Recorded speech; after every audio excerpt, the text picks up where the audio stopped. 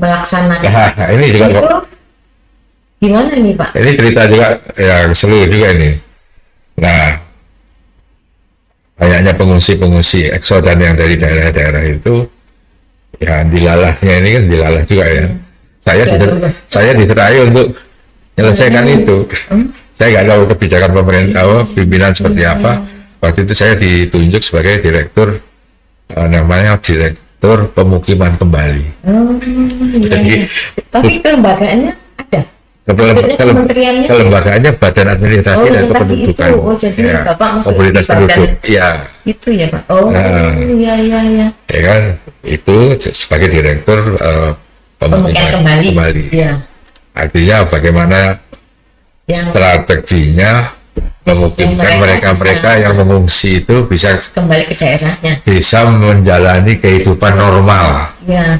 Gitu, sebagai sebagai keluarga lah, ya, gitu loh. Masyarakat sana ya jadinya. Iya. Nah, itu juga ya cukup menantang ya, gitu. Ya. Artinya waktu itu kemudian terus zamannya apa ya, 2000 setelah Gus Dur lengser, itu kan akhirnya dibentuklah Kementerian Transmigrasi, bentuk lagi tapi bergabung dengan tenaga kerja. Jadi Kementerian Tenaga Kerja dan Transmigrasi. Kayak Nakertrans tuh ya. Ya, waktu itu masih Departemen Tenaga Kerja dan Transmigrasi. Ya. Nah, waktu itu menterinya Pak Yakob Nuawe. Iya. Nah, direktorat yang nangani itu adalah direktorat ini masih ada pemukiman kembali, itu masih ada direktoratnya. Nah, saya ngurusi itu juga. Artinya kita mengikuti pola penanganan pengungsi, ya kan, bukan transmigrasi, pengungsi. Artinya ada penanganan yang sifatnya kedaruratan, terus penanganan apa, sampai kepada penanganan permanen, ya kan. Nah, mereka yang mengungsi ini transmigran, akhirnya mereka juga kita sementara ini mereka bisa supaya bisa mereka bisa menjalankan kehidupan normal ya. Kalau intinya mereka ditransmigrasikan, tapi kan nggak semuanya mau seperti itu. Akhirnya mereka ada yang kita mukimkan kerjasama dengan pemerintah daerah, dimukimkan sementara di wilayah-wilayah di Pulau Jawa, ada Jawa Barat, Jawa Tengah, Jawa Timur. Mereka dari wilayah itu dibalikin. Ya, ada penanganan yang sifatnya sementara lah di daerah-daerah itu. Kalau yang penanganan permanen mereka kita transmigrasikan lagi. Gitu. Ditata lagi. Ya. Itu sampai transisi itu cukup panjang ya. 2001 sampai 2006 lah. Nah, setelah 2006 waktu itu sudah kabinetnya sudah berganti kabinet ya. Waktu itu presidennya sudah Pak SBY. Waktu Pak SBY, kemudian menterinya Pak Herman. Nah, bagaimana Bapak melihat bahwa keberadaan Kementerian Transmigrasi ini cukup strategis dalam kaitannya pembangunan pertanian ya Pak, apalagi daerah kita kan agraris.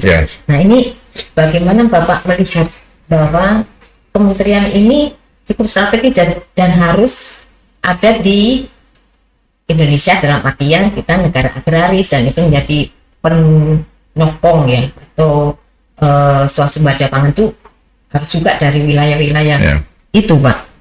Ya, waktu itu kan memang transmigrasi merupakan salah satu ya dari prioritas nasional ya. Jadi penting gitu Pak. Ya, itulah.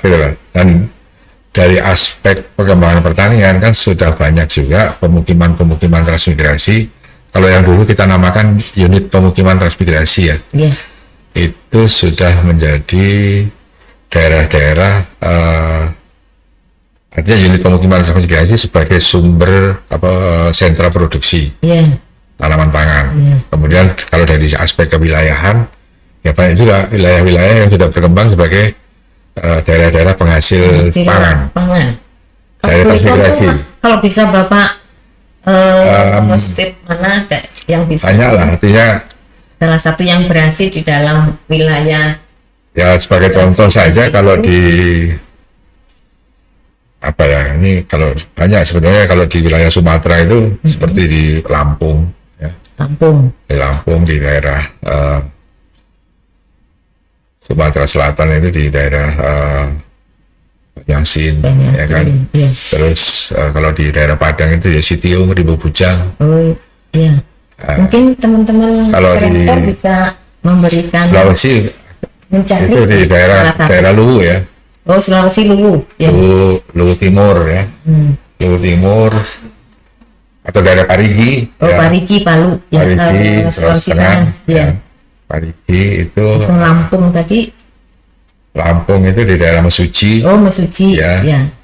Kemudian salah satu ya Mas ini. Kalau di tunjukkan wilayah Gorontalo itu ada di daerah Kabupaten Bualemo. Ya. Di Bualemo itu ada wilayah Wonosari, itu daerah-daerah penghasil tanaman pangan. Sudah banyak lah, sudah banyak. Artinya kontribusi daerah transmigrasi ini untuk pengembangan kepada pangan kan cukup besar ya Pak? Ya cuma datanya mohon maaf, saya nggak bisa memberikan itu ya mungkin. Kalau awal kita diinformasikan itu saya berusaha untuk mencari. Saya ini aja nih, saya berusaha untuk mengkompilasi ingatan-ingatan lama yang sudah hampir 10 tahun. Dalam pengembangan itu apakah teknologi pertanian juga menjadi prioritas untuk pasti lah ya Pak ya, artinya sekarang mulai kita tidak hanya gitu ya benar artinya pengolahan pasca panen itu segala macam dikembangkan di sana dan itu banyak juga difasilitasi oleh teman-teman dari pertanian. Kalau nggak salah dulu itu ada di daerah pertanian itu adalah pengembangan pertanian daerah transmigrasi. Khususnya kalau masih ingat nggak? Teman-teman di pertanian dulu kita punya ini kerjasama gitu ya. Kuat banget gitu loh. Ada proyek pertanian, pengembangan pertanian daerah transmigrasi. Gitu, sama waktu itu. Apa namanya ya? Kalau ingat ya, itu ada itu intens banget tuh. Nah disitulah dari aspek pengembangan budidayanya sampai kepada agribisnisnya didukung oleh Kementerian Pertanian. Gitu. Sehingga menghasilkan seperti sekarang ini gitu. Sebalik yang penting apa ini Pak? Mengangkat kembali. Yang pertama. Itu Pak. Yang pertama tentunya satu tadi ya bahwa transmigrasi kan tidak bisa, keberhasilan transmigrasi tidak bisa dilakukan oleh sendiri ya kan, apalagi pendekatan transmigrasi setelah Pak Siswono setelah Undang-Undang 15 itu adalah pendekatan kewilayahan. Namanya pembangunan kewilayahan kan itu multisektor multisektor, tidak bisa sendiri. Artinya mau tidak mau, ya suka tidak suka, koordinasi kolaborasi itu harus dilakukan secara intensif. Ya ini memang mudah diomongin ya, tapi pelaksananya susah. Kemudian yang kedua, transmigrasi ini kan awalnya sentralistik ya, dengan diberlakukannya Undang-Undang Otonomi Daerah, mulai dari Undang-Undang 22 tahun berapa itu 99, kemudian Undang-Undang 32 tahun 2004 yang mengenai pemerintahan daerah, sampai sekarang itu kan peran pemerintah daerah itu kan lebih diutamakan. Nah, transmigrasi yang tadinya sentralistik sekarang sudah dialihkan ke tidak lagi sentralistik. Ya, Jadi desentralisasi. peran pemerintah daerah dalam hal ini bupati, Itu utama ya. utamanya bupati ya, sebagai penanggung jawab transmigrasi itu menjadi utama, ya kan? Pemerintah pusat itu hanya sebagai apa ya, kalau istilahnya Fasilitasi gitu Pak. ya sebagai dirijennya, apa sebagai menyiapkan partiturnya. Ya. Dirijennya itu adalah bupati ya. Ya. Ya, kebijakan-kebijakan disiapkan oleh pemerintah pusat. Ya. Dirijen ya, dirijennya supaya iramanya enak ya, harmoni itu bupati. Ya. Lebih kepada bupatinya. Nah, itu intinya kondisi sekarang ini. Ya. Ya. Jadi bagaimana bisa memerankan bupati ini untuk mengembangkan daerahnya sesuai dengan potensinya. Nah, tapi ada satu prasyarat. Ya. Pemerintah daerah ini membutuhkan transmigrasi enggak? Gitu loh. Oh iya iya. Iya iya. Iya dong.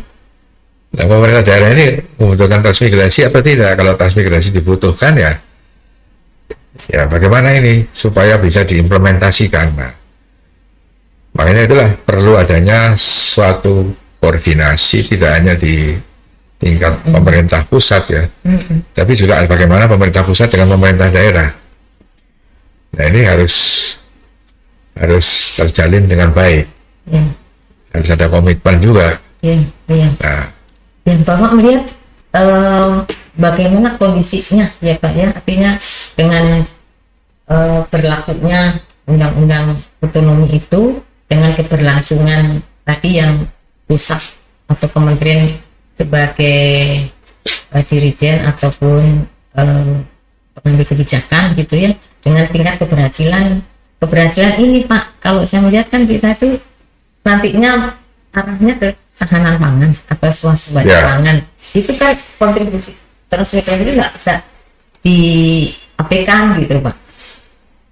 ya kalau dari pengalaman yang sudah ada ya, pengalaman masa lalu, transmigrasi ini kan ternyata juga ikut mendorong ya adanya ketahanan pangan.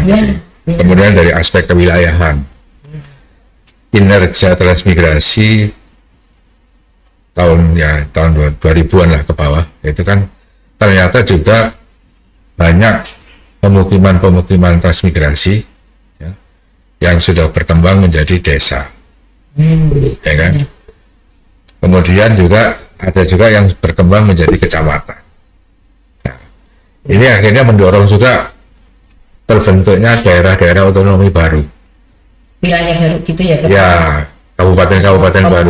Ya, kalau saya boleh ini, jadi di sini ini data yang kami ini kan, jadi XUPT yang sudah dikembangkan itu sampai kondisi saat sekarang ya, tapi ini adalah 2001 UPT. 2001. 2001 pemukiman Baru ya. itu ya Pak ya, berarti ya. Kemudian yang sudah menjadi desa definitif itu ada 1567. Nah, kemudian yang sudah menjadi kecamatan itu ada 466 kecamatan, dan mendorong terbentuknya daerah otonomi baru itu ada 116. Ya. Kemudian provinsinya itu ada 3. Provinsinya ada Sulawesi Barat. Oh, Sulba. Ya. Kemudian Kalimantan Utara. Oh, ya. Kemudian ada Papua. Ya. Papua Selatan.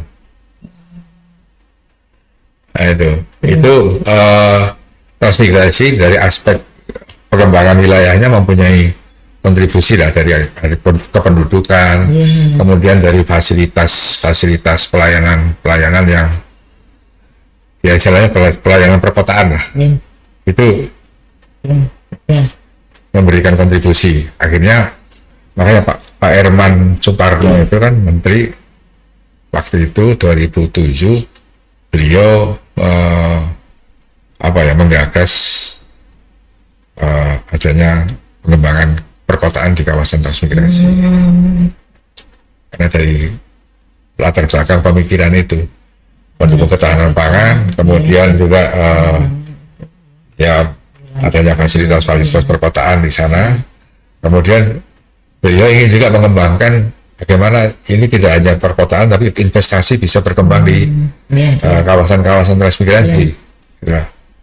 Makanya ditetapkan, dilahirkan oleh beliau yang namanya pengembangan kota terpadu mandiri di kawasan transmigrasi. Dan ini tentunya harus ada kerjasama dengan swasta ya Pak ya, kan?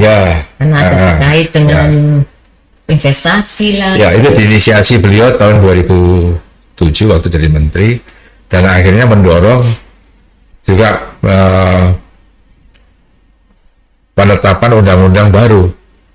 Jadi undang-undang 15 karena belum dapat dilaksanakan secara efektif, maka diubah, direvisi menjadi undang-undang 29 tahun 2009. Nah, di situ ditekankan bahwa penegasan mengenai transmigrasi itu dibangun berbasis wilayah, ya kan, berbasis kawasan, ya. Kemudian peran pemerintah daerah itu ditegaskan lagi di situ. Ya, pemerintah daerah dalam hal ini bupati itu sebagai dirijen ya. Pemerintah pusat hanya sebagai penetapan kebijakan. Gitu. Ya, kalau kita lihat dari undang-undang pemerintahan daerah kan wajib untuk menyusun norma standar prosedur dan kriteria ya. Itulah.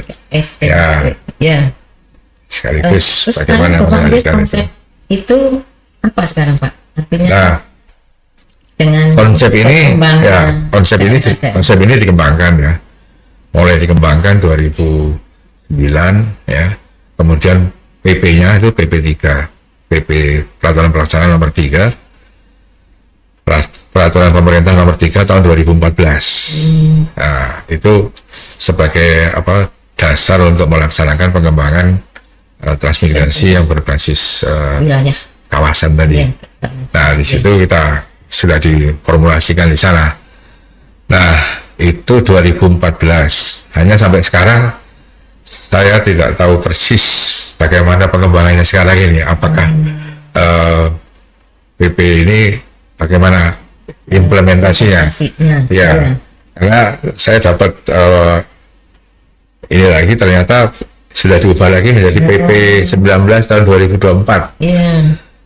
Nah, ini selama 10 tahun ini ya kita nggak tahu. Padahal jadi selama masih inisiasi mengenai paradigma pembangunan kawasan transmigrasi, sampai sekarang pelaksanaannya, pemantapannya kita belum bisa memberikan informasi banyak gitu. Pak Arsyad, menurut pengalaman selama Bapak yang mulai bekerja sampai pensiun tetap di konsisten ya Pak di Kementerian Transmigrasi.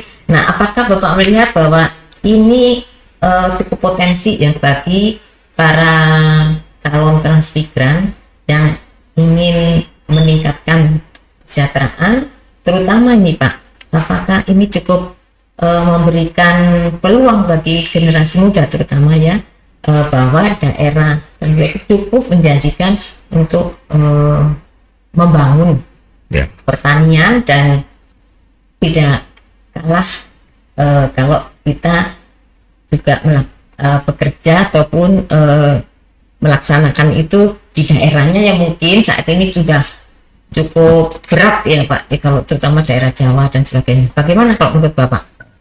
Mungkin pesan untuk generasi muda Bapak bisa lewat itu ya, sebelum sana ya. Jadi gini,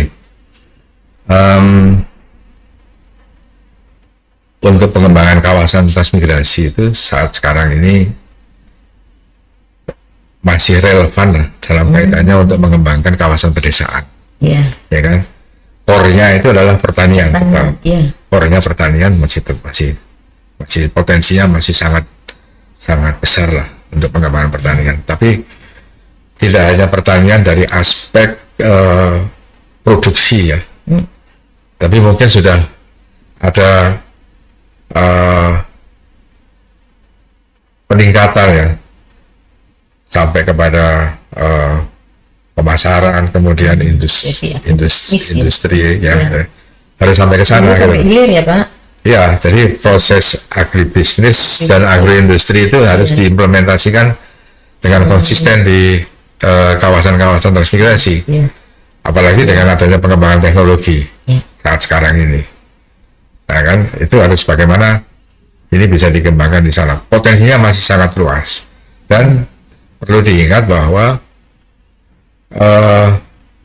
transmigrasi itu sudah menginventarisir ada sekitar 619 kawasan ya, transmigrasi itu yang potensial untuk pengembangan kawasan perkotaan lah, gitu loh. Jadi potensi ini perlu dikelola untuk menjadi daerah perkotaan. Nah ini Pak Herman ini dulu kan harapannya begitu. Dengan adanya daerah perkotaan ini kan di kawasan-kawasan pedesaan itu akan menarik para generasi muda untuk kembali ke membangun desanya di kawasan-kawasan transmigrasi ini.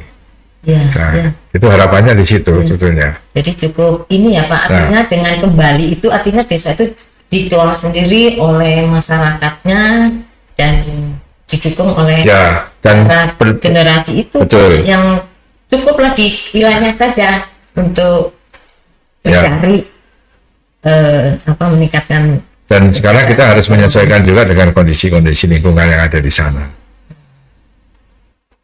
Dalam arti bahwa yang diprioritaskan itu adalah untuk sebagai transmigran adalah bagaimana kita bisa menata penduduk-penduduk setempat yang ada di kawasan-kawasan transmigrasi ini. Karena selama ini kan mereka relatif ditinggalkan ya. Artinya yang selama waktu masih sentralistik itu yang dikelola, yang difasilitasi itu kan hanya transmigran dari daerah asal. Dari daerah asal itu dari luar. Terutama dari Pulau Jawa, Bali, ada Lombok, NTT ya. Kondisi sekarang udah nggak bisa lagi seperti itu. Ini kan waktu itu sempat juga menimbulkan gejolak. Artinya ada konflik-konflik internal di situ. Masa yang diurus hanya transmigran dari luar. Padahal kondisi mereka pun juga masih perlu lokal tuh ya Pak ya. Ya masyarakat setempat itu masih perlu ditingkatkan harkat kehidupannya gitu. Nah oleh karena itu kemudian undang-undangnya juga sudah disesuaikan. Jadi penataan penduduk setempat itu menjadi prioritas di kawasan-kawasan transmigrasi. Nah, sekiranya perlu ada penduduk-penduduk dari luar, itu baru setelah itu. Setelah yang dalam ini. Setelah ya Pak. Cukup. Ya, tapi untuk mengembangkan kawasan itu kan perlu juga ada dari luar. Nah, oleh karena yang dari luar itu diharapkan mereka-mereka yang punya skill ya, kompetensinya lebih ketimbang Jadi itulah makanya kalau ada generasi muda terutama para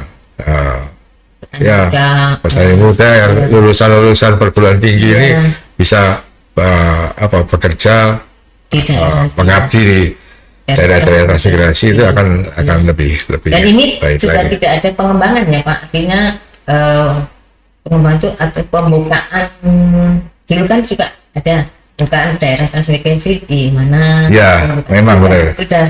Artinya gini, secara ini kan sekarang bagaimana kita mengembangkan kawasan-kawasan transmigrasi yang sudah ada yang sudah ada itu kan masih ada potensi sumber ada 600 masih banyak potensi sumber daya yang bisa dikembangkan di sana. Nah, inilah kesempatan generasi muda yang mungkin daerahnya cukup padat sebetulnya tidak ke situ, gitu.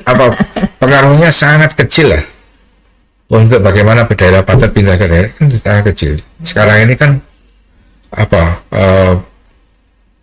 mereka pindah itu kan atas dorongannya kan ekonomi. Meningkatkan ini ya kesejahteraan tuh ya. Ya kan. Nah, oleh karena itu kan sekarang ini bagaimana kawasan-kawasan transmigrasi itu bisa dibangun sebagai pusat-pusat pertumbuhan, ya kan. Ya. Sehingga pusat-pusat pertumbuhan itu akan menarik adanya migrasi dari daerah-daerah lain, ya, gitu kan. Ya. Daerah-daerah lain untuk menetap di sana, gitu. Ya, jadi itu peluang bagi para generasi muda untuk mengembangkan sekaligus meningkatkan ekonomi ya Pak ya, di kawasan yang tadi sudah disebutkan ada sekitar 600 gitu untuk lebih baik lagi kehidupannya. Jadi itu masih ya Pak ya, masih terbuka ya. Sangat terbuka. Sehingga ini menjadi informasi bagi para sahabat Yampi Podcast yang masih ragu untuk bisa meningkatkan ekonomi ataupun mengembangkan dirinya di kawasan transmigrasi. Bahkan Menteri sekarang ini saya dengar juga ada program yang namanya transmigrasi patriot ya. Jadi Kementerian Transmigrasi sekarang ini saat ini sedang mengirimkan para mahasiswa yang fresh graduate maupun yang baru mau lulus itu untuk melakukan yang namanya penelitian ya.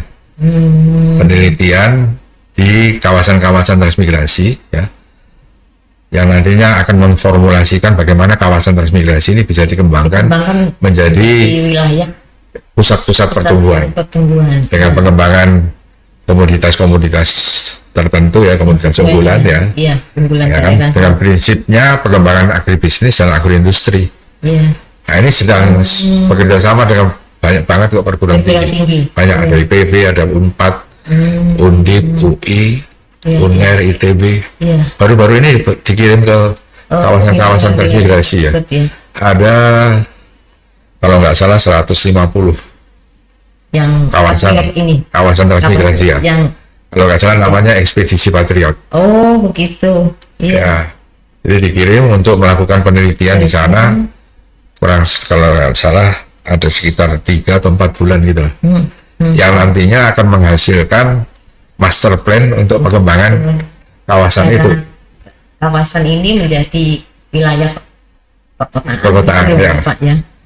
Jadi akan menyusun master plan ya, kira-kira mungkin jangka waktunya bisa pentahapannya sampai 15 tahun kira-kira seperti itulah.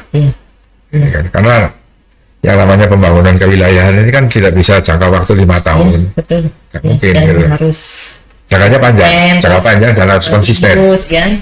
Betul berlanjutan yang. Makanya kami dulu, saya juga berprinsip bahwa untuk bekerja di transmigrasi itu sama aja dengan kita menanam pohon. Ya kan, kita menyiapkan medianya, ya kan, yang baik supaya pohon yang kita tanam itu bisa tumbuh dengan baik, kita rawat. Habis itu kita tinggalkan, kita nggak usah mikir kapan kita metiknya. Kita nggak mikir seperti itu. Itu prinsip ya. Pak Arsyad. Ya, makanya pembangunan wilayah nggak mungkin kita bangun wilayah sekarang ya.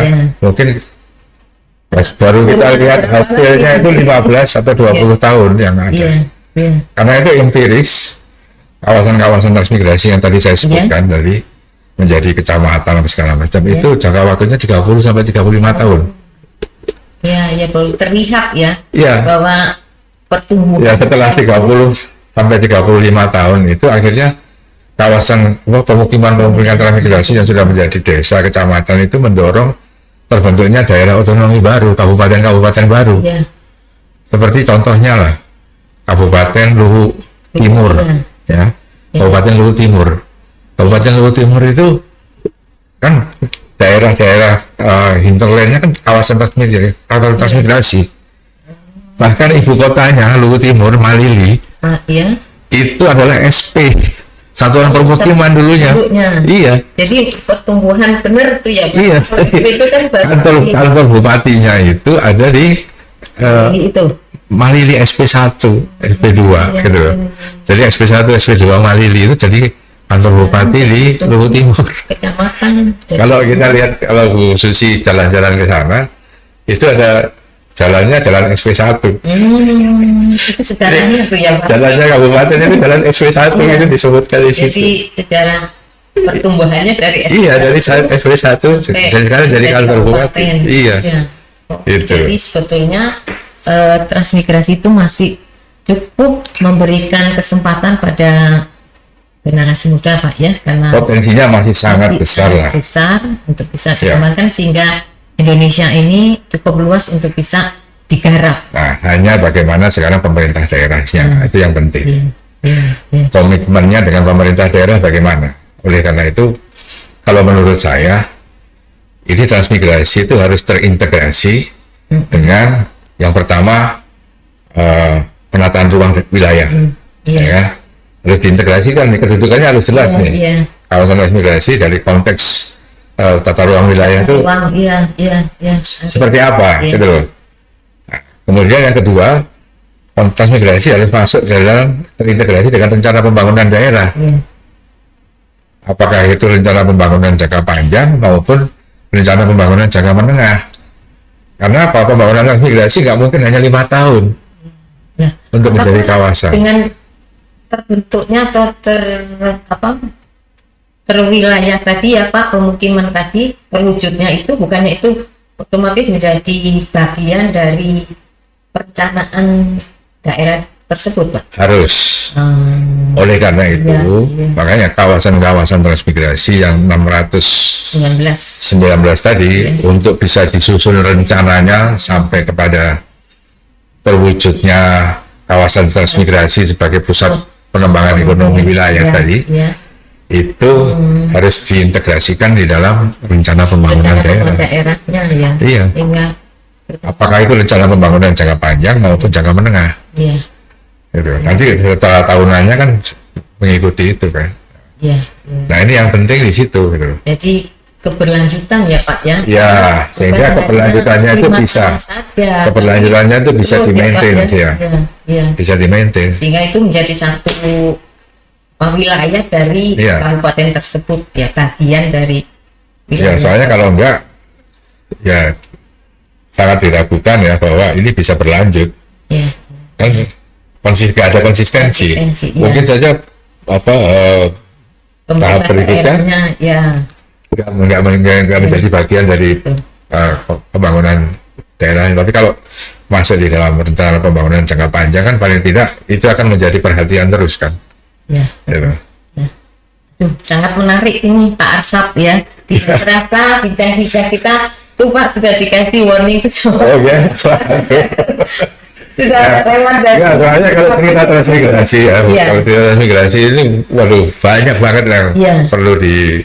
Dan ini sangat diperlukan edukasi ini ya Pak, informasi ini bagi teman-teman sahabat Yampi, karena teman-teman sahabat Yampi pun kan tinggalnya juga atau pemukiman juga ada di daerah transmigrasi, sehingga harapan kita apa yang telah Bapak sampaikan ini menjadi inspirasi ya bagi generasi muda untuk masih banyak peluang untuk bisa tadi itu mengembangkan, meningkatkan taraf kehidupan dan sebagainya dengan memasuki atau mengembangkan peluang-peluang di kawasan yang masih terbuka, yang masih berikan peluang ekonomi yang sangat besar, terutama pengembangan pertanian dari hulu sampai hilir, mulai agribisnis sampai agroindustri dan menjadi pusat pertumbuhan ekonomi, begitu ya Pak ya, kira-kira yang bisa. Ya syukur alhamdulillah kalau sekiranya ini apa yang saya sampaikan ini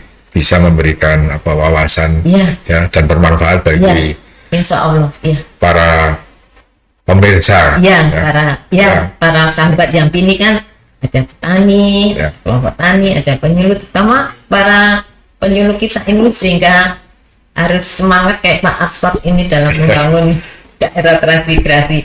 Barangkali demikian, terima kasih sekali lagi Pak Arsap atas sharing pengalamannya, sehingga ini memberikan pemahaman, pengetahuan bagi kita semua bagaimana mengelola daerah transmigrasi. Barangkali demikian, sampai di sini pertemuan sahabat Yampi dengan catatan RSZ. Sampai jumpa pada episode berikutnya.